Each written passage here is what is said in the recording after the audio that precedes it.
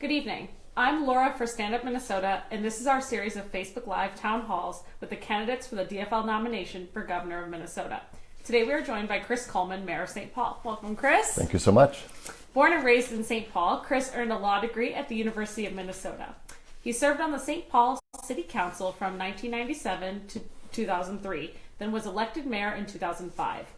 For the next hour, Chris will be taking your questions. Just type your question into the feed. We'll get to as many as we can. Please welcome Chris Coleman. Thank you so much.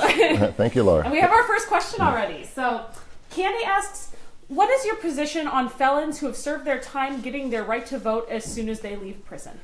Well, that's a great question, and I think a particularly acute one right now, given the disparities that we're seeing in our country and in our state right now. I was a public defender for 7 years full-time in Hennepin County. I was a prosecutor. I worked in communities where people were coming out of prison and unable to find jobs. And the restoration of civil rights for people that have served their time, that have paid their debt to society, if you want to put it in that phrase, is incredibly important. We're disenfranchising too many people. A third of our young African American men right now are on probation or in prison. It is absolutely outrageous that we continue to tell them, you're not a full part of our society, but we want you to act like you are. So I would like to see full restoration of civil rights for all convicted felons. I think that there are even some instances where we can do that prior to the time that they're off paper. I think it's incredibly important. We've seen it in Virginia, we've seen it in California. I fully support restoration of civil rights.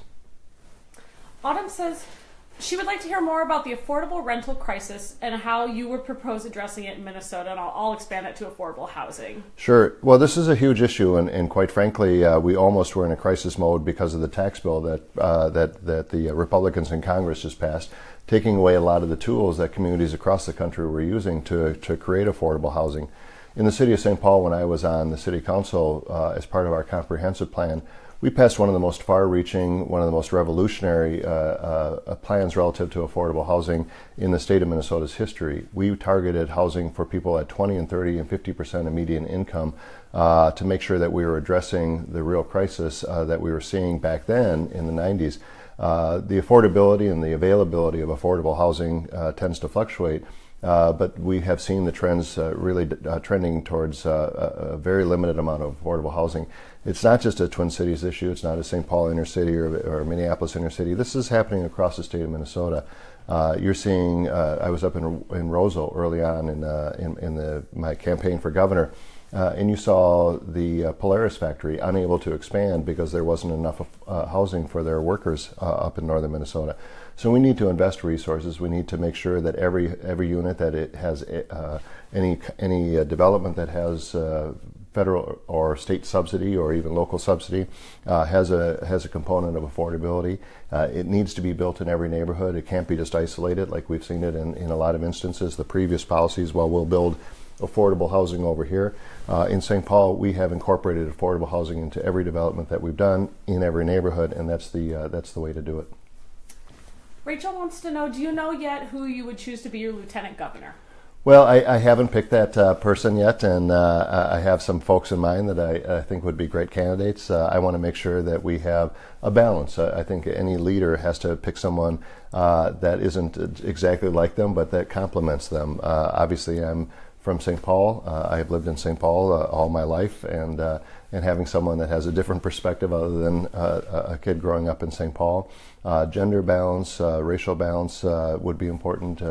I think if we can make sure that we have someone that has a broad experience, I want someone that can step in and lead the state of Minnesota, that can be my partner in the decision-making process, and that has a very, very strong voice and represents the community just as I would hope to do. Right. Waiting for our next question. I'll throw one out to you. Sure. I'm curious about your plans for infrastructure around the state's transportation, wastewater. What would you do as governor? Well, I think this is one of the great myths of the Republicans, is that they pretend that somehow government, you can build things, you can maintain infrastructure, but you don't have to pay for it. You don't have to have an honest conversation about what things cost. If you want to make sure that we're fixing our roads, if you want to make sure that we're fixing our bridges so they don't fall down, there's a cost to that, and we have to be ready to step forward. Minnesota hasn't raised its gas tax in way too long. We are well below the median income, or the medium, rather, gas tax across the country. I think bringing us up to an average level at the very least would be, I think, important. Not because I love raising taxes, but because I want our roads to be in the kind of condition that allows us to move goods and services across the region. That we don't have to worry about crossing a bridge that's going to collapse. I worked with mayors and local elected officials across the state of Minnesota to form what we call the 84% Coalition, because there's a lot of investment going on in freeways and trunk highways, but that last mile that you travel is a local road. That when you get off of 94 and you're delivering goods to Highland Park in St. Paul, you're going to be traveling on local roads, but 84% of the cost of those roads, to maintain those roads, is from local property taxes. And so we need to expand funding and eligibility for funding for local communities as well, so that they can fix the potholes in their roads. Jordan asks, what policies of Governor Dayton would you continue and which ones would you change? I think Governor Dayton has been an exceptional leader. I've been very proud to stand with him in his leadership. He's been an incredible fighter for our public employees. He has been a very honest, I think, leader for the state of Minnesota, been very clear about what government should be working on and what it costs to do that, and the difficulties of doing that. His clean water policy, while it has certainly rankled some feathers, I think it's important that we continue that. We can do it in a different manner, but I'd like to continue that. His investment and his push for investment in infrastructure, I think, has been very strong. I think the governor has been a great leader. But the reality of it is, you can't look at what happened in the past and say this is what we're going to be working on in the future, because I've learned as mayor of the city of St. Paul, you can run with all kinds of ideas, but the reality is, when you get that position and when you're in that leadership position, a lot of what you're dealing with are crises as they come up, and so we don't know what 2020 or 2021 looks like. We know for sure that we have a fiscal cliff in 2019 that has to be addressed. And that's one of the things. I know the governor's been trying to deal with that, but has met with resistance from the Republicans in the state legislature. But the fact of the matter is, it's about the leadership that you bring, the broad and bold vision that you have for the state of Minnesota, a progressive vision that builds on the decades and generations of leadership that we've seen in the state of Minnesota. Heather asks, what are your plans to bridge the opportunity and achievement gap in the state? Well, this is an incredibly important issue. It's not just a moral issue, though I think it is. When we see kids of color graduating at less than 50% of the rates of graduation for kids in the white community, when we see our immigrant community seeing obstacles and barriers to success, this isn't just a moral issue. This is an economic issue. The state of Minnesota cannot survive. The strong economy that we've been blessed with will not continue unless we're making sure that everyone in the state of Minnesota is participating in that. The number one issue for employers is, do they have the employees, do they have that workforce to continue to do what they're doing and potentially expand or bring new offices or new buildings, new businesses into the state of Minnesota. And so in the city of St. Paul, we have made equity and equality of opportunity one of our number one tasks. We have gone through, just in the city workforce itself, made sure that every one of our employees was trained in implicit bias and racial equity. We have changed the way that we were hiring and procuring services in the city of St. Paul to make sure that we were expanding opportunities for minority and disadvantaged business enterprises. We have continued to change our hiring practices so that we're bringing in more people of color, so that our workforce better reflects the diversity of our community. We made some real strides in that. Our work isn't done, but the fact of the matter is, this is absolutely imperative that we address the equity issues in this community, in this state, or we will suffer the consequences. Rachel asks, how will you set yourself apart from other candidates on gun violence prevention beyond signing background checks legislation? Is there other life-saving legislation you would sign on guns? Well, first of all, I want to just say that my record on this is clear, and I want to say that I respect greatly the other Democratic candidates that are in this field, but there are some differences between us. I have stood consistently and persistently on behalf of common sense gun laws in the state of Minnesota. Basic things like background checks, which are not the end-all be-all, but they are a beginning. And if we could have universal background checks, we would see a dramatic reduction in gun violence and a dramatic reduction in suicide by gun violence. One of my opponents, Tim Walz, has carried the NRA endorsement proudly and loudly, and has made no bones about that. I've stood with mayors across the country and said, we need to enact common sense gun laws. I've stood with Gabby Giffords, the congresswoman from Arizona who almost lost her life as a result of gun violence, to stand up against that. Mayor Bloomberg in New York, just to say, let's make sure that we have the question, what other specific things I would do. I would have a gun violence or a restraining order for people that are accused or convicted of domestic violence. One of the most dangerous situations for victims of domestic violence is if there's access to a weapon. And if we can't figure out a way, when someone has been accused, credibly accused of domestic assault, that we can't make sure that they don't have access to a weapon, that seems very basic. Reducing the availability or the accessibility of large clips.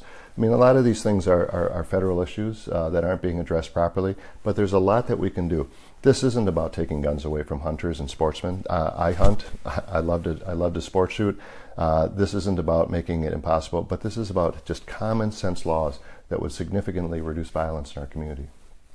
Laura asks, what local policies from your time as mayor do you want to bring to the state level? Well, I think that one of the things that I'm proudest of is that we have made St. Paul an international leader on the battle against climate change. I had the opportunity in 2015 to participate in COP21 in Paris, where we made some significant strides in addressing the issue of climate change. Unfortunately, our president has pulled the United States of America, now the only country in the world that's not a signatory to COP21. But I stood with mayors from across the globe, almost 500 mayors on the steps of Paris City Hall. And we didn't talk about what we were going to do. We didn't talk about what we might do. We talked about what we were doing. We talked about the very specific steps that we were taking to reduce our carbon footprint, to try to get to a carbon neutral economy. Very, very proud that St. Paul has become an internationally recognized leader on those issues. I think that the state of Minnesota absolutely has to lead on this. I think that we have the opportunity because of we have access to more wind resources than almost any other place in the entire country. We have great partners in that effort. And I want Minnesota to demonstrate that not only can we reduce our carbon footprint, but we can do it in a way that drives the economy. If you can reduce the cost of energy for a manufacturer, that's going to be one of their primary drivers of whether they expand or continue their operations. And the cost of wind energy, the cost of solar energy is so much cheaper than burning coal or fuel oil. This is an incredibly important issue, and so that's one of the things that I'd like to do. There are others, but certainly making the state of Minnesota an internationally recognized leader in the fight against climate change would be one of my top priorities. Okay, Mary has a two-part question. First part, what was one campaign promise you made when you ran for St. Paul mayor that you were unable to deliver on? Part two, was there anything you could have done differently to make it possible? Well, this is a great question, and I wish I could sit here and say that after 12 years of being mayor in St. Paul, I've solved all the issues, that Melvin Carter is just going to kick his feet up on the desk and say everything is done.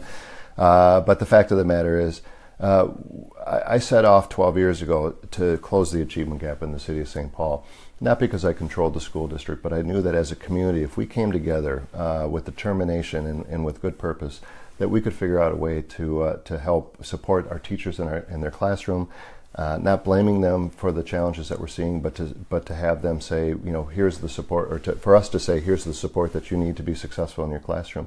We made some great strides on this. We started one of the largest out-of-school time networks of any place in the country. We have 20,000 kids participating in quality out-of-school time programs where we are tracking their participation and making sure that there's an alignment between what's happening in the out-of-school program and the curriculum in the classroom. We have started a Promise Neighborhood initiative, which is a 360-degree service in a geographically narrow area in the Frogtown and Summit University Avenue that's making great progress. But the fact of the matter is, we haven't moved the ball nearly as far as I wanted to with respect to the closing of the disparities in inequality of outcomes for our children. What I would have done differently, I think I would have realized earlier on that a lot of what we're talking about in terms of closing achievement gaps starts at the very earliest age, not from pre-kindergarten, from 4 or 5-year-old programs, but from 0 to 3, those, and even prenatal to 3. Parents that understand the importance of singing, talking, and reading to their children, helps that brain development that is so critical to the ultimate success of that child. Social emotional learning, giving those kids the grit, the determination, the executive leadership skills that are necessary, and that's through experiential learning. And as I'm becoming more aware of the challenges that we're facing, we have children that are in stress, that are walking into the classrooms. If stress was measured on a scale of 0 to 10, they're walking in at 6s and 7s, and the very act of walking into a classroom is stressful for them. And the fact of the matter is, the science would tell you, if you're above a 3 on a stress level, all your brain activity is in the back of your head. You are in fight or flight mode. You're not learning. This is not even possible. So we have got to figure out a way to support families, to help our children, get them out of crisis, get them out, de-stress the children. There are things that we can do. Those are the things that I think that we can do to support what our teachers are doing in the classroom every day. Julie and Rachel have a similar question. What do you see as Minnesota's biggest challenges for any incoming governor, and how would you handle them? Well, I think that there's multiple challenges. I think the number one challenge is the fiscal cliff that the state of Minnesota is facing. Last year, the GOP forced down the throat of the governor, against his better judgment, a tax bill that has set us on an incredibly dangerous course. I skate the crash ice course in the city of St. Paul every year. If you don't know what that is, Google crashed ice St. Paul, and you'll know. This is kind of what the budget in the state of Minnesota is on. It is dangerous. We are going to be in big trouble if we don't address this. The Republicans passed tax cuts for millionaires and billionaires, for big tobacco. We need to reverse those cuts because anything else that we want to do, education, transportation, infrastructure, everything else that we want to do cannot be done unless we have fiscal stability in the state of Minnesota. This is what the challenge I faced when I came in. We had 12 years of Norm Coleman and Randy Kelly, who governed and budgeted by tricks and passing the buck down the road. And I stood in, when I came into office, I said, we're going to stand up. We're going to do everything that we can to get fiscal stability in the city of St. Paul. We made some tough decisions. We had some real tough choices, and the problems didn't just all of a sudden go away, but we had a solid base that allowed us to invest in the future for our children, for our families, and for our businesses in the city of St. Paul. Ellie asks, what would you do about the racial disparity in Minnesota? Well, it goes back a little bit to our earlier question. First of all, we have to name it. We can't be afraid to talk about it. We can't be afraid to call the problem out, to recognize that Minnesota has some of the greatest disparities of any state in the nation. That's absolutely appalling. It's abysmal. It's not because there aren't a lot of people of goodwill that are trying to address this. But we've got to address it head on. We have to recognize it. We have to recognize that we have systems that were built up when we were all Norwegians and Swedes, and the odd person out was the Irish, And now we have people coming from all over the globe. We have people from Central and South America, from East Asia, from East Africa. The fact of the matter is we are an incredibly diverse state, and our systems, I don't think, have changed to meet the diversity that we're seeing, the hundreds of languages that are spoken in our public schools, the persistent poverty among our tribal communities. We have to go in there. We have to provide resources. We have to provide stable housing. We have to take a two-generation approach to support it. Our systems have to be designed to work for the families and the people that are here now, not who was here 100 years ago. Rachel asks, what would you do if protesters such as Black Lives Matter were holding a peaceful sit-in or similar event in front of the governor's mansion? This led to arrests last year. Yep, I think that these are some of the great challenges of leadership in 2018 and beyond. We saw that this last several years, after police shootings, after the shooting of Philando Castile and the verdict in the Yanez case. We have worked very closely. We have tried to build relationships with protesters. We have made it very clear that people have a right to have their First Amendment voices be heard, and we want to make sure that that's true. But building relationships is the first thing. Several years ago, when Black Lives Matter St. Paul announced that they were going to shut down the Twin Cities Marathon, I knew that they had to be able to have their First Amendment rights exercised, but I also knew that that was going to create a dangerous situation in the city of St. Paul. So I called Rashad Turner. I had Rashad come in with the other leadership of Black Lives Matter, and we sat down and we talked. We talked, first of all, for almost an hour just about what are the very specific things that we could do to address the concerns that they had, and walk through those issues. And then we talked very specifically about kind of what that protest would look like, and we came to an agreement. And we built that relationship. We built it not in a time of crisis, but in a time of calm, where we could actually sit down and meet with each other. These are going to be challenging issues. I do believe fully and firmly that people have the right to express their First Amendment, and if they do so peacefully and lawfully, that is appropriate. When they start breaking windows and endangering people's lives, then it's imperative that we hold the line on that as well. Raphael asks, how do you plan to expand state revenue to start fully funding the foundations of our state, education and infrastructure? Well, we do have, this is a huge challenge because, we have a governor right now that I think did an exceptional job of looking people in the eye in 2010 when he ran for governor and said very specifically, I'm going to make sure that millionaires and billionaires and large corporations pay their fair share in the state of Minnesota, because they have the most to gain by having an educated workforce. They have the most to gain. If you're a company that's transporting goods across the Twin Cities and you are losing millions of dollars a year because the roads are not up to the condition that they need to be, they're losing money, and they need to pay for the cost of that.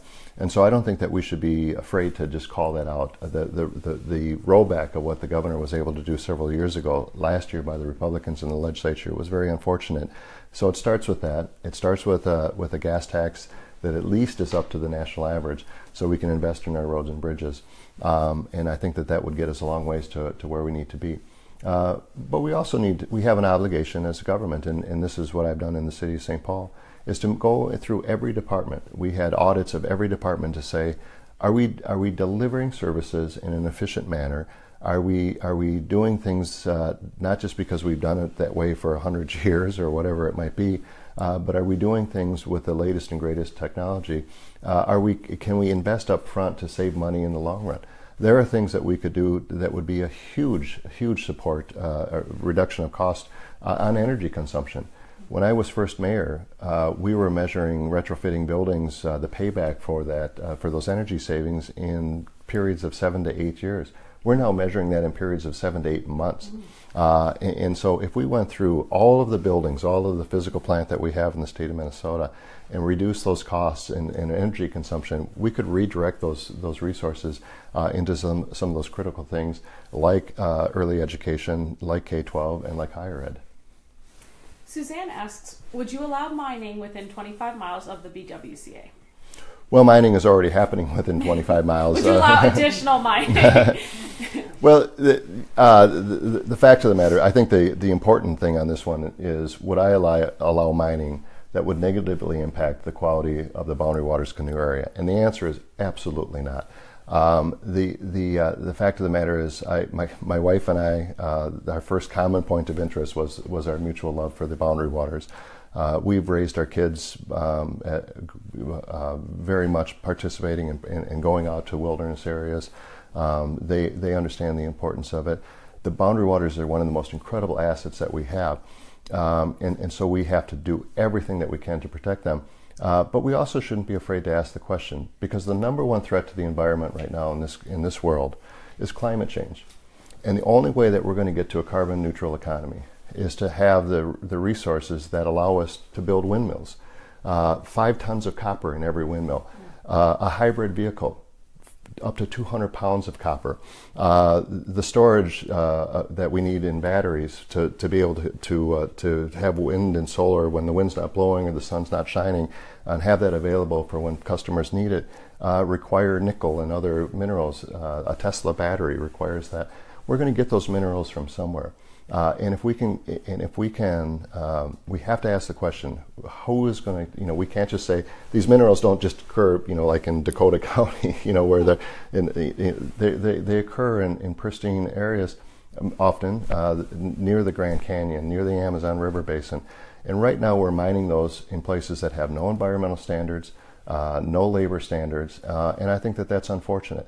I don't think that there's anything that would allow me to risk the future of the boundary waters. But I also think that we as Minnesotans have to be able to ask the question and answer it. And if the answer to that question is we can do it safely, then we have to say, let's do it, because the future of our planet is absolutely dependent upon these minerals. Emily asks, what are your thoughts on accessibility during the caucus process? People with small children, disabilities, shift workers, non-English speakers, etc., are not represented fairly at the caucuses. Well, I think the DFL has done a good job, not a perfect job in any way, shape, or form, to try to make sure that we're accommodating families. We have tried different things. By we, I mean our party leaders. They have, in some instances, gone to both the precinct caucus and the Senate District Convention on the same night to limit the amount of time that families have to take away from either their children's activities or their job. If you go to a caucus right now in an area where there's a lot of Somali caucus attendees, I think we've been very accommodating, both in terms of language interpretation and meeting religious needs of our community. And so I think that we are trying. This is not a perfect process. I think that we have to be willing to try everything, looking at electronic participation in caucuses, trying to figure out how we can do it more by proxy, making sure that, again, that we are, in terms of providing interpretive services, whether you're hearing impaired and need ELS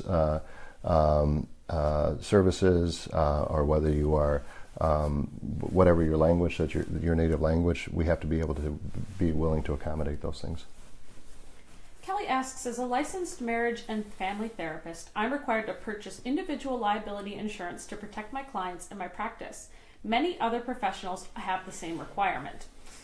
What do you think about police officers being required to carry individual liability insurance as well? Might that increase accountability in the police force? Well, I know that this is often a case that, I've heard this often, people asking whether this would be that. At the end of the day, those costs are going to be borne by whatever government is, unit, a city or county or state that's employing those officers.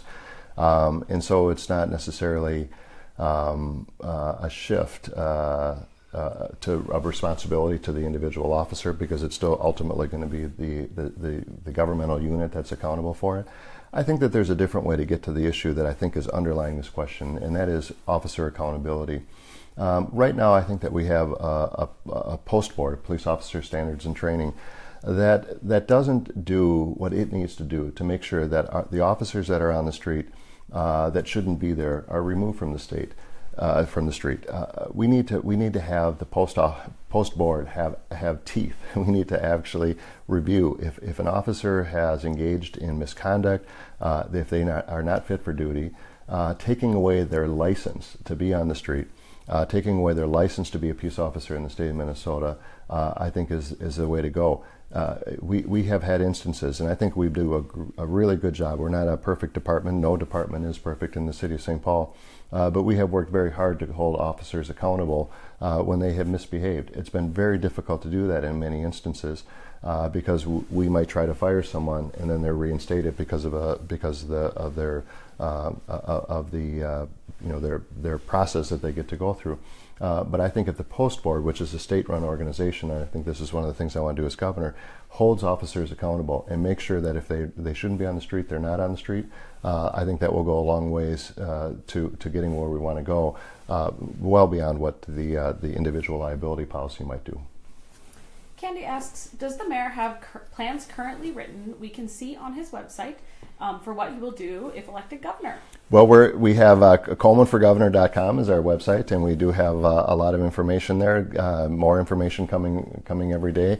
The thing about an election is you travel the state of Minnesota, which is a large, a very large state. and you realize that when you're up in War Road or Roseau in the middle of February, that the vastness of the state. Part of it is listening to folks. Part of it is hearing from others what they want to see and what their hopes and dreams. For me to come in and just kind of issue policy papers and say, here's what I'm going to do without listening to people seems a little bit presumptuous of me.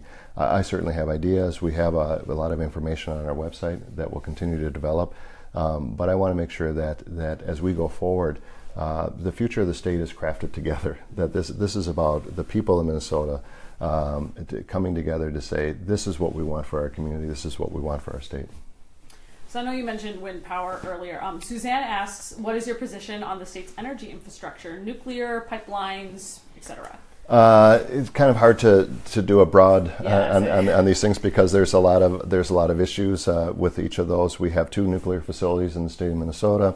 They are there. We have there's a lifetime for those facilities. I know that there's an issue with respect to Prairie Island in terms of whether or not the license renewal. XL will even seek renewal of that, and then there's a whole issue with respect to decommissioning of that facility. Right now, that is an important part of our power source. I don't think that we're going to see any additional nuclear plants.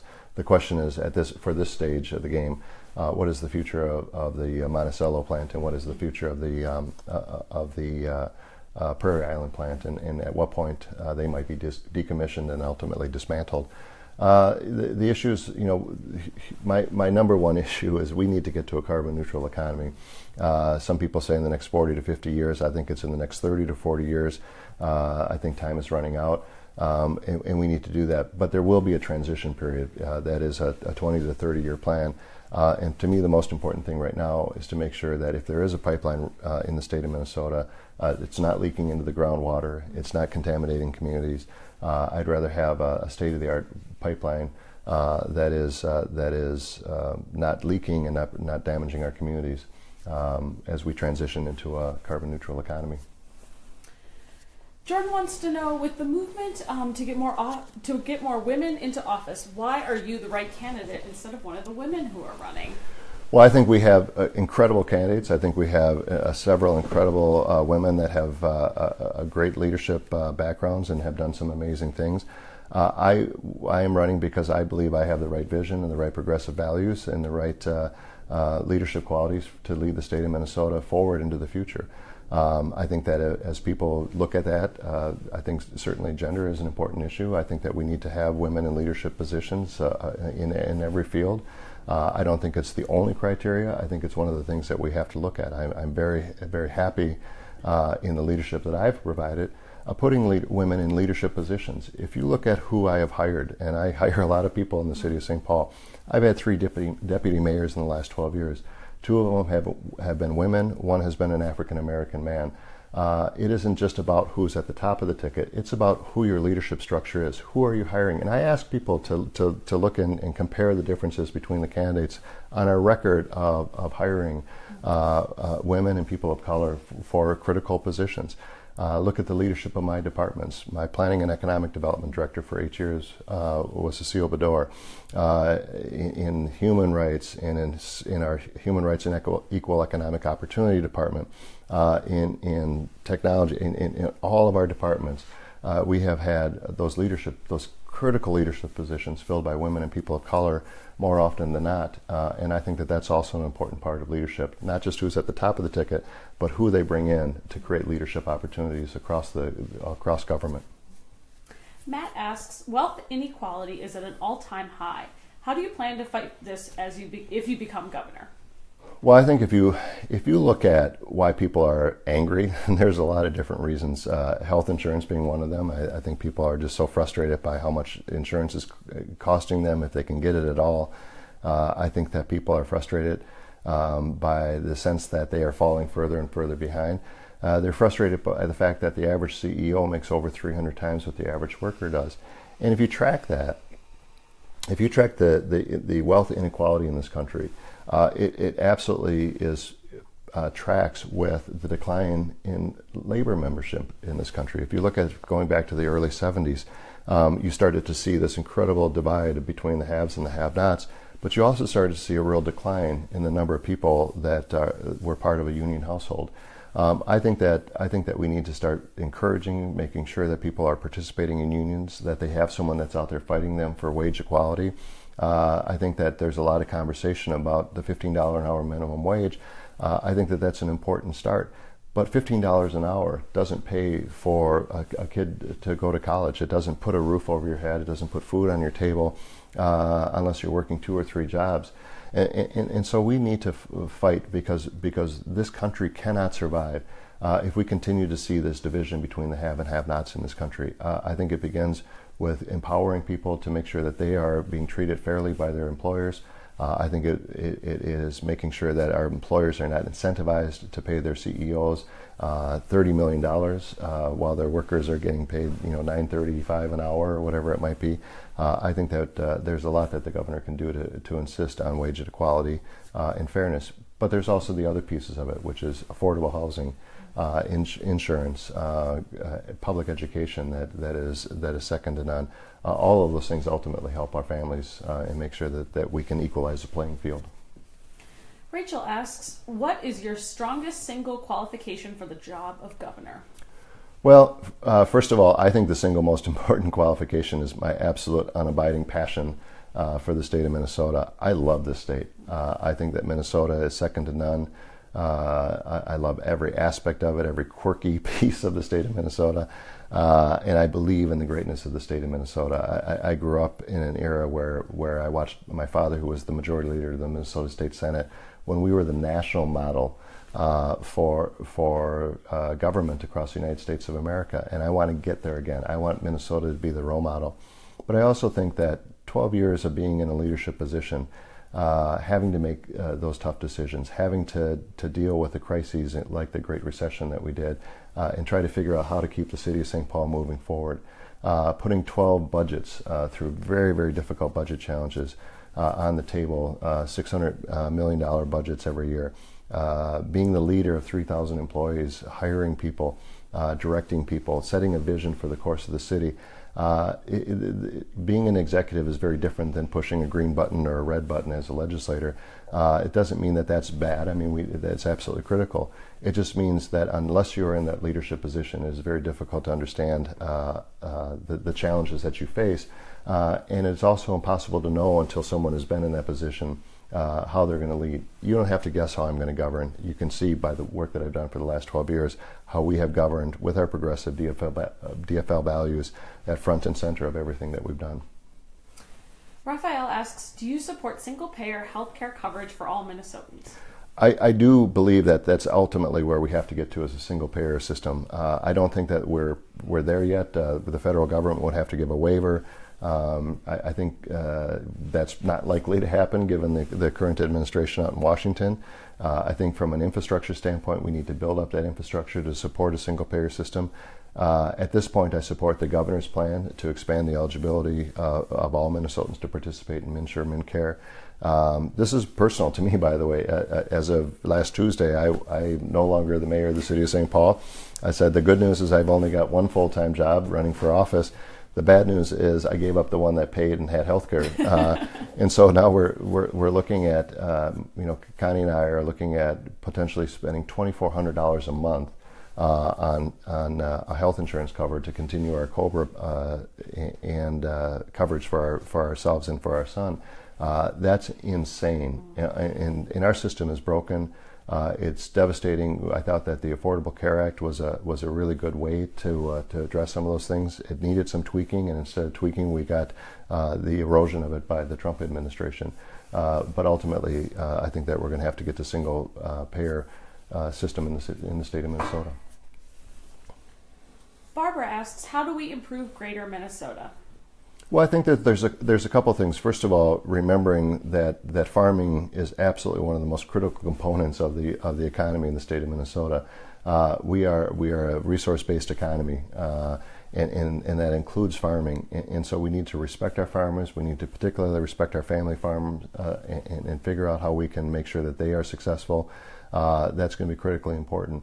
But I don't view this divide that some people, the Republicans in particular, are trying to push upon us, that there's greater Minnesota versus the Twin Cities. We're all in this together. And whether you're a large community in the metro area, or Duluth or Rochester, or you're a farming community out in western Minnesota, all of our cities and all of our communities needs the tools and resources for our families to be successful. That includes broadband internet access. We have, this is crazy, that there are people that tonight will be putting their kids in the back of their car, driving them around, trying to find enough signal so that they can do their homework on their laptop computers. You look at what Ben Shire, the mayor of Fergus Falls, is doing to create vitality in that community. There's some really wonderful things that are going on there, making it a real destination for folks in a really vibrant community. But there's even more that the state could do. One of the things I want to do is make sure that we have a strike force, an economic development strike force, that can go across the state of Minnesota. If you're St. Paul, you have a lot of resources if you have a project that you want to work on. I have an economic development team, I have the Port Authority, I have lawyers, I have development partners, but not every community has that. And if the state can step in, not to set the vision for our local communities, but to help them achieve what their goals are and their dreams and aspirations for their communities are, that's the role of the state, is to help accelerate those programs across all of Minnesota. Emily asks, who needs a seat at the table of state government right now who doesn't have one? It's interesting. This morning I was at Mayor Fry's inaugural ceremony, and it was really a wonderful reflection of the diversity of our community. It was a reflection of our immigrant community, of our African American community, our Native American community. But I want those moments not just to be at inaugural events. I don't want them to just be at a ceremonial thing. Those voices that we saw this morning at that inaugural have to be present in every decision that we make. Have to be part of everything that we're working on. It is the only way that we can make a decision that reflects the best of all of us as Minnesotans, is to have everyone have a seat at the table. And so, the fact of the matter is those voices are too frequently excluded. That's why it's important for whether you're the mayor or you're the governor to make sure that you're out in the community, make sure that you're out listening to people, making sure that you're talking to folks. After the Muslim ban that the president pushed forward, and after the pulling back on DACA, I went out to the community and I sat down with Somali elders and listened to their concerns about whether or not their family members would be able to even come back into the United States. I sat down with members in the Latino community and understood what it meant to have the pullback on the DACA. You have to be present, and it's not just about saying, well, my door's open and they can come. You have to go out and be where people are at and listen to them and make sure that their voices are heard. Angela has a follow-up on gun control and gun violence. That's loading. Specifically, Stand Your Ground and Permitless Carry were bills that were heard in the Minnesota House Public Safety Committee last session. What action would you take if either came to the governor's desk? Veto. Simple. I mean, care to elaborate? I don't know that I need to. I suppose a Dirty Harry analogy would be inappropriate at this time. But the fact of the matter is, there is absolutely no way. I will do everything I can. The Stand Your Ground legislation is insane. We have too many guns in our community, and again, this is not about taking guns away from law-abiding citizens, but creating a gun culture where you can just shoot anybody that you have some fear, and in many instances it's an articulable fear. It's not necessarily even a reasonable fear, and you say, well, he looked like he might be coming at me. Well, that's not a good reason to shoot somebody. And so I would never support that. I think that there's a lot of just common sense laws that we can put into place and still protect the rightful ability to own guns in the state of Minnesota.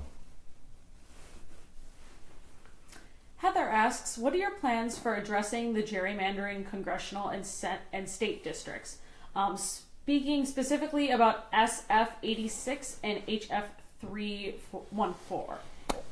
If I'm correct, I think Senate File 86 and House File 314 are about an independent commission that would create a district instead of having it be a political process where might makes right. I think that this is to set up an independent commission, and I think that that's the right thing to do. I think if you look at some of the challenges that we're facing in this country and the division that we see, is that people, because of gerrymandering, have created such incredibly safe districts that they never have to talk to anybody other than people that are even more extreme than themselves. And I think that that's a real dangerous thing for democracy. So an independent commission setting up boundaries not based on political outcomes but on just census data and math, I think would be incredibly important. All right, we have another two-part question. Jordan wants to know what your thoughts about, first part, the University of Minnesota's backlog of bonding requests, which never seem to get through the legislature. Part two, what about the role of the university in the state and the role of the MnSCU schools? Well, first of all, you can't have a great state without a great university system. I firmly believe that the University of Minnesota and its many campuses are absolutely critical to the future success of our state. It's where innovation is coming out of. It's where new medicines and cures for cancer and other diseases are coming out of. It is where our ag extension service is going out into farming communities and helping farmers develop better practices that not only create greater yields for their crop, but also reduce significantly the amount of inputs like pesticides and various things that they have to put onto their fields.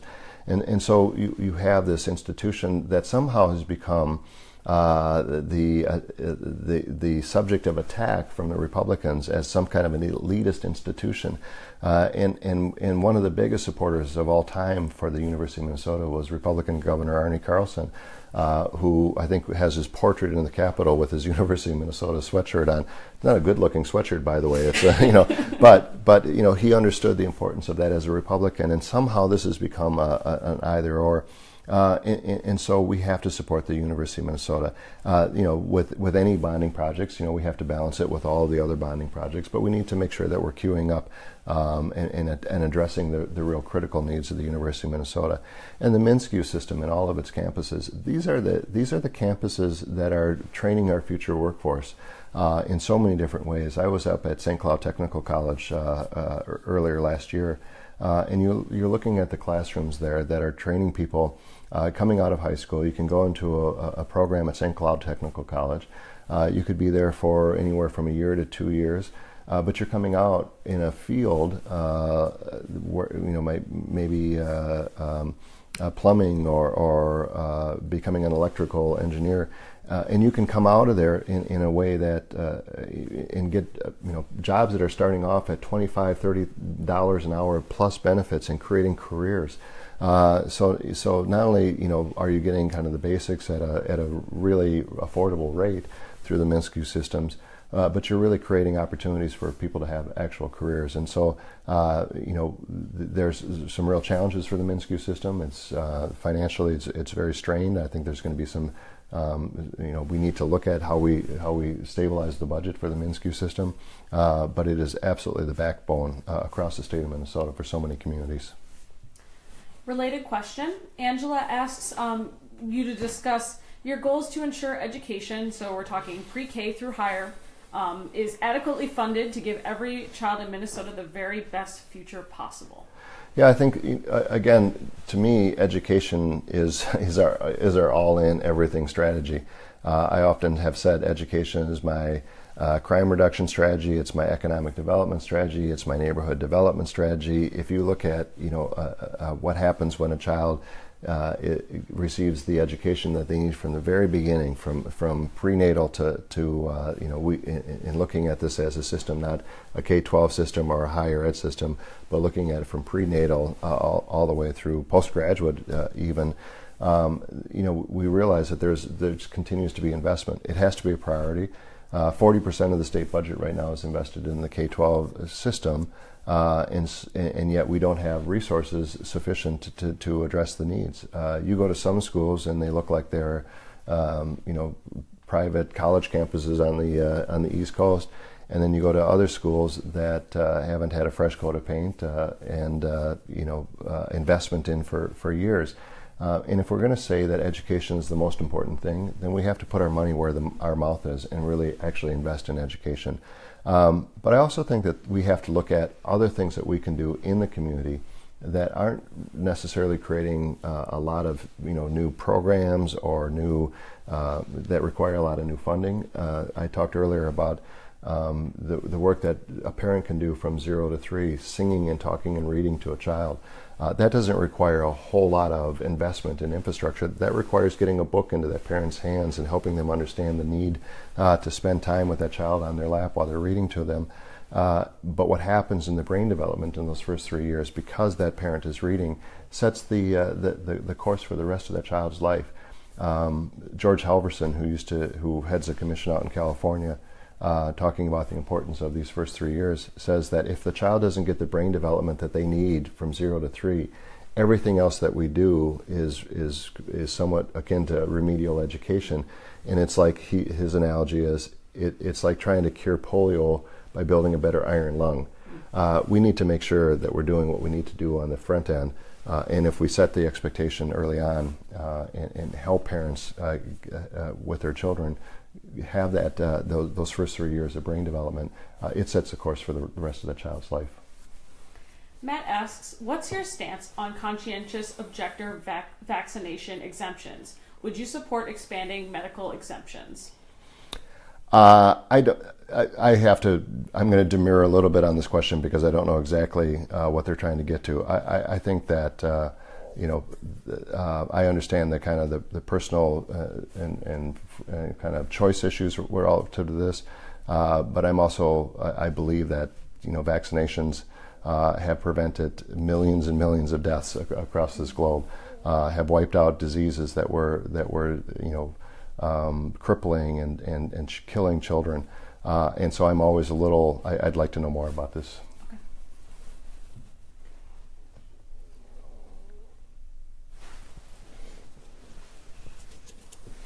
It's a long one. Okay. Alberto asks, Jeff Sessions has made it apparent that he is not afraid to prosecute marijuana offenses in states that have legalized it.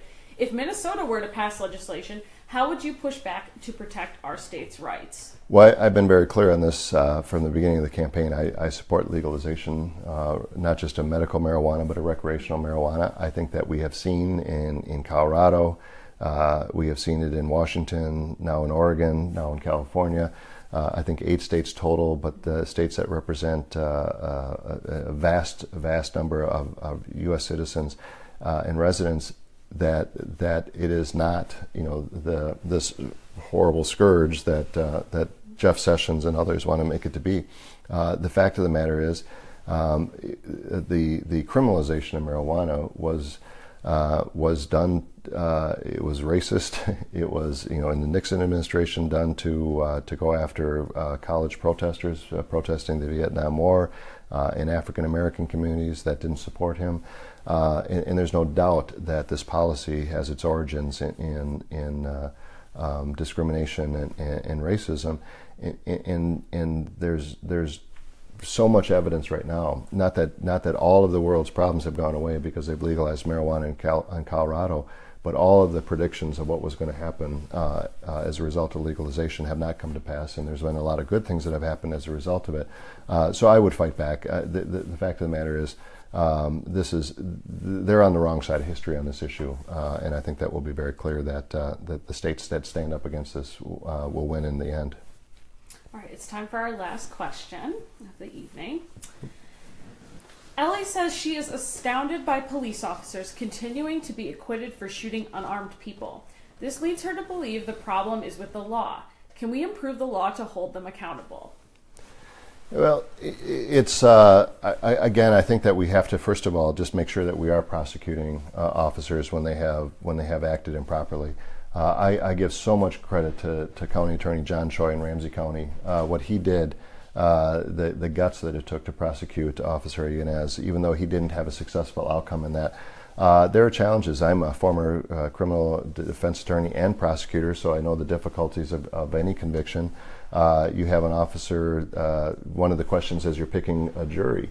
And this is where, by the way, I think where we need to adjust, because if you're asking a prospective juror questions, one of the questions in a case like this is, have you ever had a bad encounter with a police officer? Every African American in this country will tell you that they have had a bad encounter with a police officer. And by virtue of answering that question, they get disqualified from being on the jury. So judges, I think, have to take responsibility to go beyond the simple question, have you ever had a bad experience with an officer, to say, so can you set that aside? And can you, and because juries are supposed to reflect the reality of the experience of the members of our community. And in cases where officers are accused of misconduct, we eliminate a large segment of our community that has had real life experiences, bad experiences with officers. And so I think unless that's one of the simple things that we can do. It doesn't require a huge change in the law. It requires judges to be more active in who they seat on juries. Our time is just about up. I want to thank Chris for joining Stand Up Minnesota for this town hall, and thank you, all of you on the live stream, for your questions. The recording of this town hall will be available shortly for viewing in the group. Our next town hall will be Thursday, January 11th with Tim Walz. Do you have a closing statement you'd like to share? We have 2 minutes left. Well, I'll be very brief. I have been honored and privileged to be the mayor of the city of St. Paul for the last 12 years. And for those 12 years, we have governed with progressive values, with DFL values, building on the work that generations of leaders have brought to our city and our community. The fact of the matter is Minnesota is at a very difficult time. We're at a crossroads. We know exactly what the Republican agenda for the state of Minnesota is. It's to take us backwards. It's to disinvest in education, and in roads, and in infrastructure. But the DFL vision and the progressive vision for the state of Minnesota is to make sure that we're building on the work that generations of Minnesotans have done to make our state the great state that it is. We need to be a great state for everybody. We need to be a great state for families. We need to be a great state for working men and women. We need to be a great state for our immigrant community and for our communities of color. The fact of the matter is we need to look at the records of all of our candidates.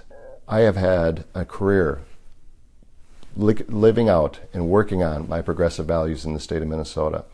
I'm not a Johnny-come-lately to these issues. I've stood strong against the NRA. I've stood strong on behalf of our immigrant community. I've stood strong for fairness and equality in the city of St. Paul. I want to do the same thing for the state of Minnesota.